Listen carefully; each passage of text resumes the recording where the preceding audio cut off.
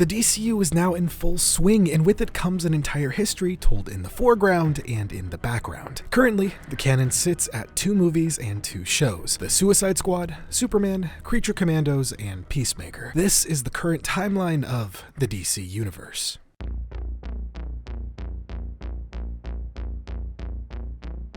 Before we get into any of the movies or shows, it is worth covering the history we haven't exactly seen yet and briefly going over the origins of each main character according to the timeline. Also, just to clear it up, James Gunn has stated that nothing is canon outside of the filmed media, so any tie-in prequel novels or comics that are seemingly connected to the movies or shows are not canon. Looking at you specifically, welcome to Metropolis. Anyway, first and foremost, found in the Hall of Justice in Superman is a mural honoring the history of metahumans in the DCU. Starting from left to right, I'll be blocking these characters off into historical chunks and briefly going over them. But to kick things off, we have a bit of an anomaly. I want to say these 3 characters belong to the Middle Ages, with Sister Symmetry, Silent Knights, and Exoristas all belonging to that time period in the comics, with 2 out of 3 of them being members of the Demon Knights, a group that historically operated somewhere around 1010 or 1100 AD. However, with the opening of Superman stating 3 centuries ago, the first superpowered beings known as metahumans appeared on Earth, we would have to then place these 3 around the 1700s, which, to be honest, feels wrong. But I'll speak on that more at the end of this video. Anyway, moving on to the actual 17 and 1800s, we have Black Pirate, Miss Liberty, Whip Whirlwind, Super Chief, and El Diablo. Also around this time in the country of Pokolistan, scientist Victor Frankenstein, driven by an obsession with creating life through science, creates a monstrous being he called Eric Frankenstein. Sometime later, Victor Frankenstein eventually creates a bride for Eric from the remains of several women.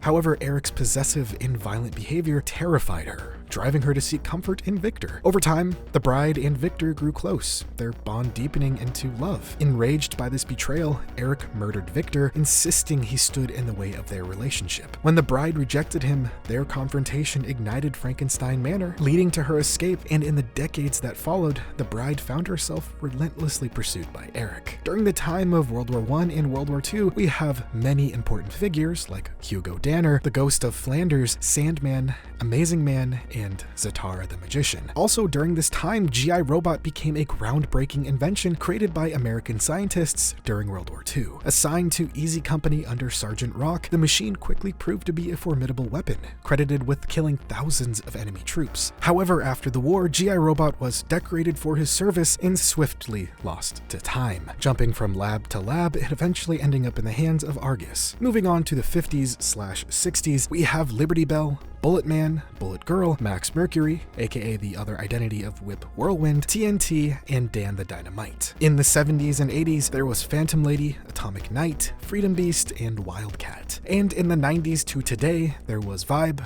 Gunfire, and Maxwell Lord. Kal-El also landed on Earth in 1995 and became Superman around 2022. Peacemaker's first public display of heroics was stopping Kite Man in 2013, but he was arrested in 2018 and incarcerated at Belle Reve Correctional Center for multiple counts of first-degree murder. Also around the early to mid-2000s, we can place the origins of the other members of the Creature Commandos. Weasel's tragic past begins when he befriends and plays with 8 school children. An old man misinterprets him as a threat and calls the police. During the confrontation, the old man shoots at Weasel, triggering an explosion that kills the man and most of the children. Weasel tries to save the last kid, but the police shoot him and arrest him, leaving him to blame for all the deaths. Alex Sartorius, a nuclear scientist, is funded by mob boss Rupert Thorne to develop a cancer cure using nuclear fission. When Alex discovers Thorne's plan to share the research with a fascist nation, he falsifies his results. In retaliation, Thorne kills Alex's family, frames him for the crimes, and attempts to kill him using his nuclear equipment. The attempt, however, transforms Alex into a radioactive metahuman who takes the name of Dr. Phosphorus, kills Thorne and his family, and seizes control of Thorne's criminal empire.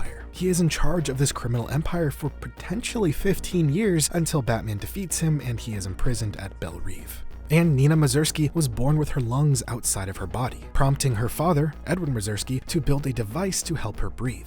He then experiments on her, ultimately transforming her into a fish mutant thing. After years of homeschooling, she is enrolled in a private school where bullying drives her to run away and live in Star City sewers. When the police try to apprehend her, Edward intervenes and is killed by them. She is then swiftly thrown into Belle Reve.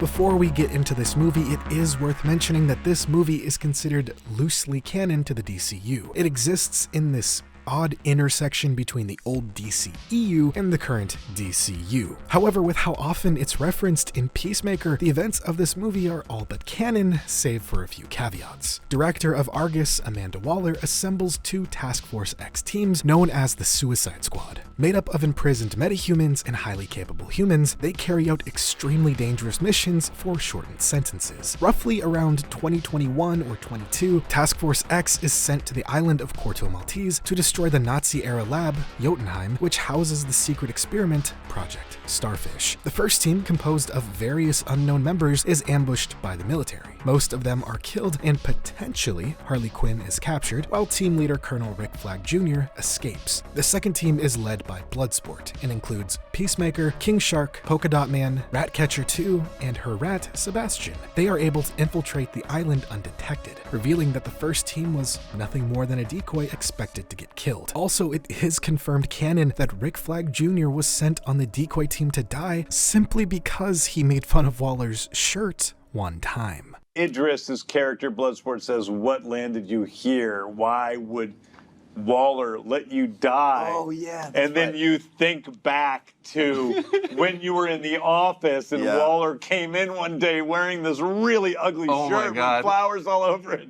And you said to her, like, "Waller, what's with that shirt? It looks like the clowns took a shit all over you." And she is so angry. And you go stone-faced. And you're, I am laughing so hard. Economos is laughing his ass off. Her off. And that's why she sent you to die. She's that mean.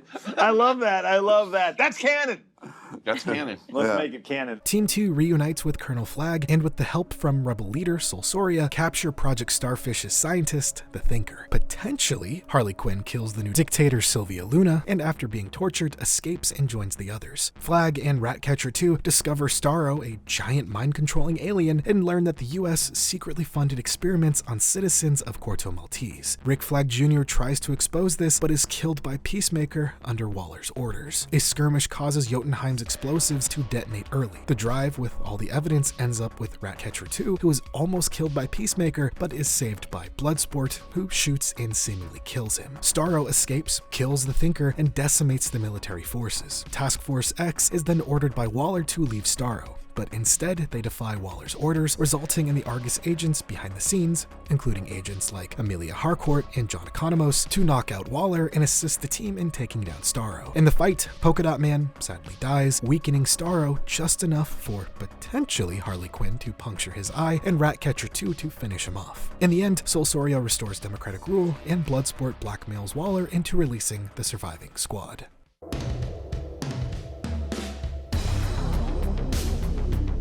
This is yet another DCU property that both intersects with the DCEU and the DCU. Most, if not everything in this season is canon, save for the references to various DC characters. To quickly speed through what is or isn't canon specifically, at this point in the timeline, Aquaman, Wonder Woman, Green Arrow, and The Flash are unlikely to be canon, so ignore any references. That's not to say they will never be canon, it's just that they're not canon at this particular point. Batmite, on the other hand, is not canon at all, whereas Dollman, Matter Eater Lad, and Kite Man are all canon in some way, shape, or form. Anyway, 5 months after the events of the Suicide Squad's mission in Corto Maltese, Chris Smith, Peacemaker, has fully healed from having been shot by Bloodsport and having a building fall on top of him.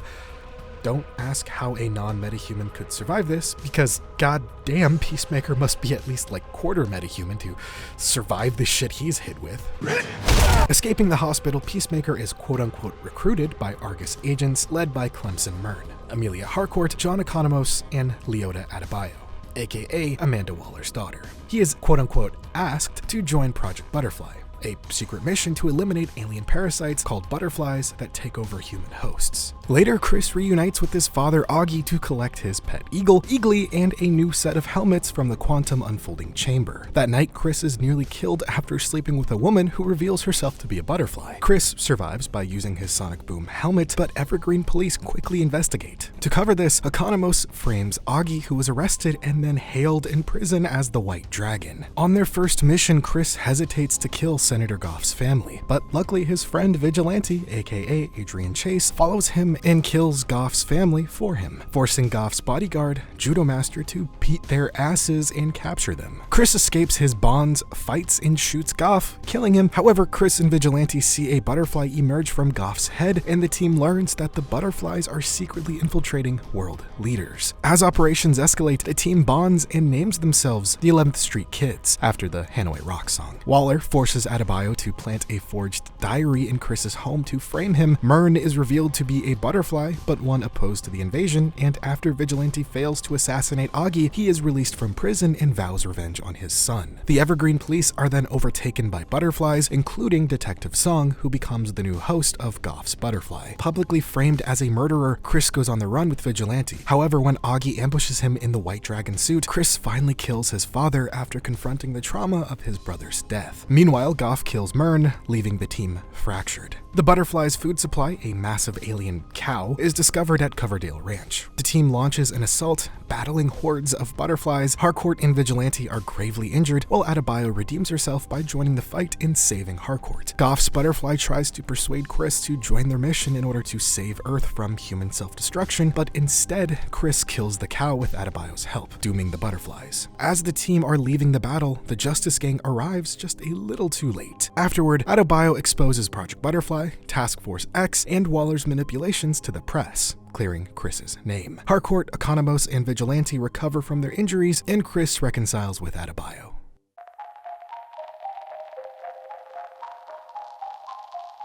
A few months following the events of Peacemaker and Adebayo's outing of her mother, Congress shuts down Waller's Task Force X program. To counter this, she recruits a team of non-human inmates from Belle Reve Penitentiary, codenamed Task Force M. The members include the Bride, Dr. Phosphorus, G.I. Robot, Weasel, and Nina Mazursky, all led by General Rick Flag Sr., who, at this point in time, still does not know how or why his son, Colonel Rick Flag Jr., died on Corto Maltese. Task Force M is then sent on a mission to intervene in Pakistan. The nation is under attack by the Amazonian sorceress known as Circe, and her followers, the Sons of Themyscira. With U.S. interests tied to Pakistan's oil reserves, Waller sends General Rick Flag Sr. and Task Force M to aid Princess Ilana Rostovic, the country's heiress and ruler. The Bride and Nina uncover Victor Frankenstein's abandoned mansion, only to be ambushed by Circe. The Bride is defeated, and both she and Nina are captured. However, when Task Force M goes to rescue them, they discover it was just a diversion, and Circe has already launched an assault on Ilana's castle. During the siege, Circe destroys G.I. Robot and nearly kills Ilana before being stopped by Weasel and Dr. Phosphorus. Defeated, Circe warns them that stopping her has doomed the world. Back at Belle Reve, Circe shows Waller a vision of a future where Ilana conquers the U.S., massacring civilians and various heroes alike. After confirming Circe's powers, Waller orders Task Force M to kill Ilana. Flag refuses, so leadership shifts to the Bride.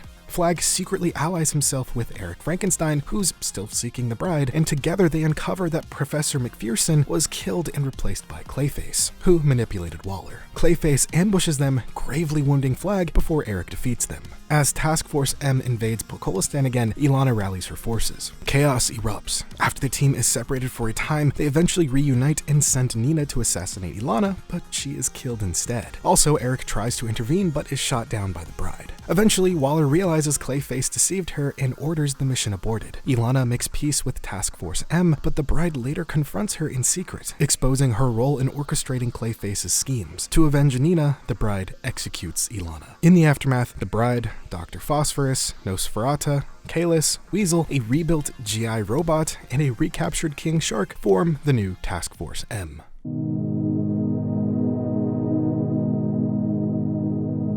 In 2025, Superman stops Bravia from invading Jarhanpur. In response, Baravia's very own superhero, aptly called the Hammer of Baravia, severely beats Superman. Retreating to the Fortress of Solitude in Antarctica with Krypto, he is followed by the Engineer, an ally of Lex Luthor. Using concentrated solar radiation, Superman's robots heal him and play a partially damaged message from his parents, Jor-El and Lara. Returning to Metropolis, he faces the Hammer again and loses. Unbeknownst to him, the Hammer of Baravia is actually Ultraman, a clone of himself. Later, Superman agrees to an interview with Lois Lane, leading to tension over the morality of his actions in Baravia. Meanwhile, at the Pentagon, Luthor presents his Planet Watch initiative to the US Department of Defense, proposing a team made up of Ultraman, the Engineer, and his airborne Raptor army. Despite his warnings that Superman poses an escalating danger, the Council, one of whom is a healed General Rick Flag Sr., rejects his proposal. Luthor then unleashes a kaiju on Metropolis as a distraction while he infiltrates the Fortress of Solitude with Ultraman and the Engineer, capturing Krypto and restoring the full Kryptonian message. With the help of the Justice Gang, Green Lantern, Hawkgirl, and Mr. Terrific, they kill the kaiju right as Luthor releases the full Kryptonian message.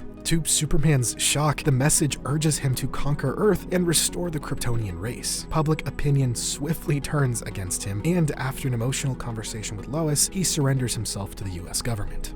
Luthor, being contracted by the US government, imprisons him in an artificial pocket dimension with Metamorpho and uses his son Joey to coerce him into creating kryptonite. However, Superman convinces Metamorpho to help and the two break out, free Krypto and Joey, and with the help of Lois and Mr. Terrific, escape the pocket dimension. Luthor's schemes then escalate as he opens a portal to the pocket universe, splitting Metropolis in two and escalating the Baravia-Jarhanpur conflict. Superman dispatches Green Lantern, Hawkgirl, and Metamorpho to halt Baravia's renewed assault on Jarhanpur. The conflict results in Hawkgirl killing Baravia's president, while Green Lantern and Metamorpho hold off Baravia's forces. Meanwhile, in Metropolis, Superman and Mr. Terrific battle the Engineer and Ultraman. After defeating the Engineer, Superman, with Krypto's aid, defeats Ultraman and hurls him into a black hole beneath the rift. Mr. Terrific seals the breach, and Luthor's plot is revealed to the world. Luthor and his allies are arrested, Superman regains the world's trust, and those trapped in the Pocket Universe are freed.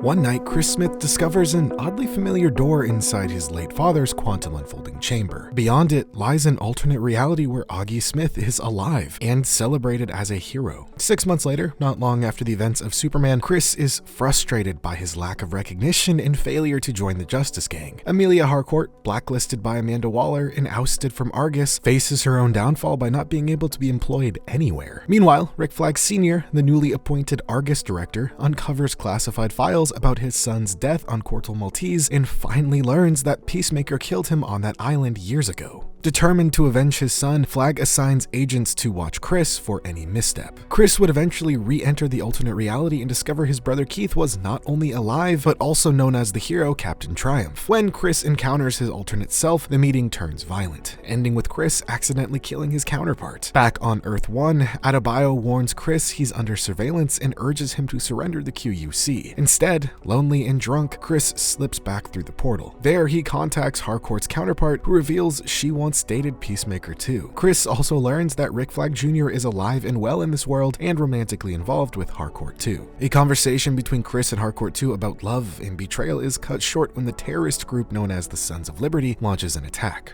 Chris neutralizes the threat and defuses a bomb, and is hailed as a hero. After reconciling with Keith, he returns home, unaware that Flag Sr. has dispatched a strike team led by Sasha Bordeaux to capture him. Economos secretly warns Chris, who escapes with Eagly in the QUC. Flag manipulates Harcourt with a promise of reinstatement if she helps apprehend Chris. Torn between duty and loyalty, she agrees, then kind of betrays him by not killing him, but by knocking him out and booking him, sparing him Flag's wrath. Still alienated, Chris resolves to leave his world behind and live permanently in this alternate dimension. Unbeknownst to him, Judo Master, now working for A.R.G.U.S, sneaks through the QUC as it closes. Later, ADDENDUM finds Chris's farewell letter. Refusing to lose him, Harcourt rallies the 11th Street kids to bring him home. They open a new portal from Adrian's house and follow Chris through, only to realize this isn't a better world, but Earth X, a universe where the Nazis won World War II. Here, fascism reigns and minorities are persecuted. In the ensuing chaos, Chris is torn between guilt, love, and identity. Earth X, A.R.G.U. is ultimately killed by Vigilante after revealing he was never truly a Nazi, while Keith is gravely wounded but spared at Chris's insistence. Behind the scenes, this crisis with the QUC paired with the recent events of Superman and the Justice Gang intervening in an international conflict causes Flag to realize metahumans are now the ones making the rules. So to counter this, he seeks out the help of an imprisoned Lex Luthor and secretly partners with him and his allies. The 11th Street Kids and Judo Master escape back to Earth 1, sealing the portal, only to find A.R.G.U.S waiting. Chris surrenders himself and the QUC to Flag Sr. In prison, Chris refuses to see his friends as A.R.G.U.S begins exploring the QUC's remaining doors, resulting in several agents dying during various expeditions. Adebayo and Adrian eventually bail Chris out, but he vanishes with Eagly, leaving no trace. A.R.G.U.S eventually locates a habitable dimension they dub Salvation. Flag proposes using it as a metahuman prison, an idea the government approves. Bordeaux warns Harcourt, then quits alongside her, using Bordeaux's credentials to track down Chris. The 11th Street Kids find him at a motel and have a heart-to-heart with him, convincing him he's not alone and that they are his real family. A week later, the 11th Street Kids form a new intelligence agency called Checkmate, with additional members like Bordeaux, Agent Fleury, and Judo Master. But just as peace returns, Chris is kidnapped by A.R.G.U.S and thrown into Salvation as their first prisoner,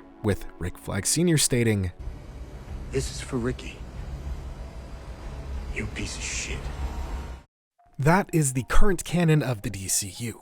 However, there are a few caveats I want to discuss. The first one is the whole Middle Ages / 300 years ago thing. We can probably interpret the quote, 3 centuries ago, the first superpowered beings known as metahumans appeared on Earth, to more or less mean 3 centuries ago, the first superpowered beings known as metahumans made their first presence known on Earth, meaning they probably were kicking around a bit longer beforehand, but they were just very rare, and in the 1700s, their presence became more common. This would honestly make the most sense to me because the historically middle-age-centric heroes dressing like they're from the Middle Ages but operating in the 1700s instead of the Middle Ages feels just a little out of place. Moving on to the Suicide Squad, we know a lot of the movie happened. However, a big piece that is still up in the air is how Bloodsport ended up in Belle Reve. In the movie, it stated that Bloodsport was hired to kill Superman with a kryptonite bullet and managed to take him down, sending him to the ICU. Yet, with the start of Superman stating 3 minutes ago, Superman lost a battle for the first time. Some interpret it to mean Bloodsport was in prison for some other reason. I don't necessarily think that's true, because for the existence of kryptonite to be known as a threat to Superman, then there must have been an example of when it actually hurt him substantially. I think we can confidently say Lex hired Bloodsport to assassinate Superman around 2022 or 23, roughly when Superman first started out. Bloodsport failed to kill him, but instead put him in the ICU. He was arrested and thrown into Belle Reve. Then the events of the Suicide Squad take place, and since Superman was still recovering, he couldn't help defeat Starro.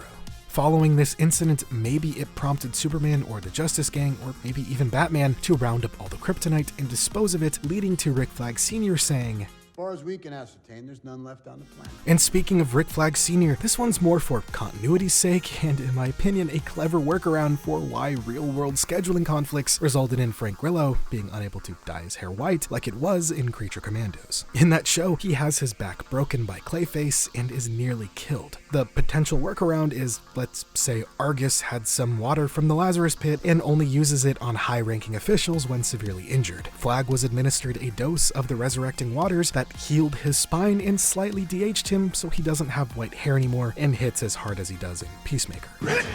This is not important in the slightest, but you know what? This could make things make a little more sense.